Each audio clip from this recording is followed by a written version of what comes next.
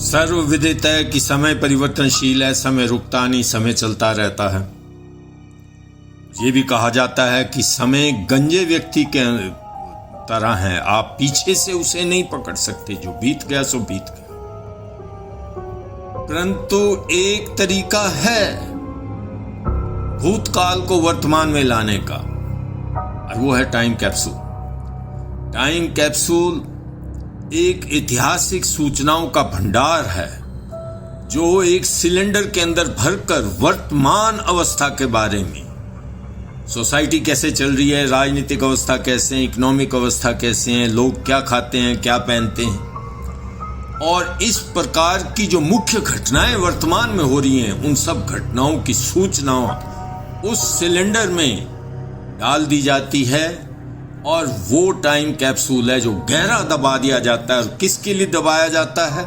Archaeologist के लिए, future generations के लिए, आने वाली पीढ़ियों के लिए, एंथ्रोपोलॉजिस्ट के लिए, हिस्टोरियंस के लिए, कि जब वो उसे निकालें किसी कारणवश 100 साल बाद, 200 साल बाद, 500, 1000, 2000 साल बाद जब खुदाई हो, तो 2000 वर्ष पहले भारतवर्ष कैसा था, भारतवासी कैसे थे, इस सारी सूचना जो है भूतकाल वर्तमान के अंदर बदल जाए, इसलिए टाइम कैप्सूल बनाया जाता है। अब टाइम कैप्सूल हर देश के अंदर है, भारत में भी है। भारत ने जो टाइम कैप्सूल बनाए, वो मैं उनकी कुछ लिस्ट आपको बता देता हूं। 1972 15 अगस्त को आजादी का दिन था। भारत की तत्कालीन प्राइम मिनिस्टर इंदिरा गांधी ने एक टाइम कैप्सूल लाल किले के दरवाजे के बाहर, मुख्य गेट के बाहर दबाया था। इसके ऊपर कंट्रोवर्सी हो गई, पॉलिटिकल कंट्रोवर्सी हो गई। ये कहा गया कि ये कैप्सूल जो है, अपोजिशन पार्टीज ने कहा इस कैप्सूल में सिर्फ गांधी और गांधी परिवार की प्रशंसा है, अपोजिशन के राजनीतिक नेताओं के बारे में तो चर्चा तक नहीं है। भारी कंट्रोवर्सी हुई, 5 साल कुछ नहीं हुआ। परंतु जब जनता पार्टी का जनता सरकार आई 1977 ने, उन्होंने उस कैप्सूल को निकाल फेंका, उखाड़ दिया, और आज उसका क्या हुआ कुछ पता नहीं। दूसरा time capsule Shrimati Pratibha Patil, president of India की उपस्थिति में आईआईटी कानपुर में 6 मार्च 2010 को दबाया गया। भारत में जितनी टेक्नोलॉजिकल हमने अचीवमेंट्स की थी और जितनी टेक्निकल शिक्षण संस्थान है, खासतौर पर आईआईटी कानपुर का इतिहास वो उस टाइम कैप्सूल में था। महात्मा मंदिर गांधीनगर में भी उस संस्था के 50 साल जब हुए थे गुजरात के अंदर, तो ये 2010 में एक टाइम कैप्सूल वहां भी दबाया गया।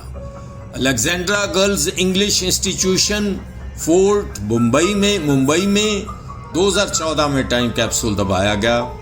और ये लिखा गया कि टाइम कैप्सूल, उसकी तिथि लिखेगी कि 1 सितंबर 2062 को खोला जाए। यदि यह संभव हो 200 वर्ष हो जाएंगे अलेक्जेंड्रा गर्ल्स इंग्लिश इंस्टीट्यूशन को। प्रधानमंत्री नरेंद्र मोदी ने लवली प्रोफेशनल यूनिवर्सिटी में एक टाइम कैप्सूल दबाने की प्रक्रिया का उद्घाटन किया। इंडियन नेशनल यूनिवर्सिटीज कांग्रेस हो रही थी 4 जनवरी 2019 को, और उसमें 4 नोबेल लॉरिएट्स भी थे।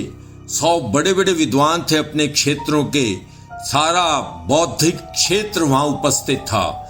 बायोकेमिस्ट एवराम हर्शक को Nobel laureate, Duncan Harlan Nobel laureate, और 10 फीट के एक बक्से में शीशे और लकड़ी से बने हुए, और इसके अंदर उस वक्त की कुछ चीजें रखी गई, जैसे स्मार्टफोन रखा गया, लैंडलाइन टेलीफोन रखा गया, वीसीआर रखा गया, स्टीरियो प्लेयर रखा गया, स्टॉप वॉच रखी गई, कंप्यूटर के parts, hard disk, mouse, laptop वगैरह वगैरह, मदरबोर्ड, ये सारी चीजें, कैमरा, साइंस टेक्स्ट बुक्स और रिफ्रैक्टरोस्कोप, डबल माइक्रोस्कोप, ताकि आने वाले समय में ये पता चले कि इस वर्ष जनवरी 2019 में भारत में टेक्नोलॉजी और शिक्षा की क्या अवस्था थी। इस प्रकार का ये टाइम कैप्सूल एक रखा गया। एक और टाइम कैप्सूल अलीगढ़ मुस्लिम यूनिवर्सिटी में 26 जनवरी 2021 को 1.5 टन का ये टाइम कैप्सूल था, जिसने अलीगढ़ मुस्लिम यूनिवर्सिटी की तमाम हिस्ट्री थी 30 फुट गहरा। ये विक्टोरिया गेट जो है यूनिवर्सिटी का, उसके सामने इसको दबाया गया। तो ये है टाइम कैप्सूल की कहानी। और एक टाइम कैप्सूल की कहानी, अंतिम कहानी वो ये है कि अभी अभी राम जन्मभूमि तीर्थ क्षेत्र ट्रस्ट ने एक कैप्सूल को दबाया है। जो भूमि पूजन हुआ था 5 अगस्त 2020 को, तब तैयार हुआ, और बाद में जब मंदिर का शिलान्यास हुआ था उसको 2000 फुट नीचे जो है वो दबाया गया।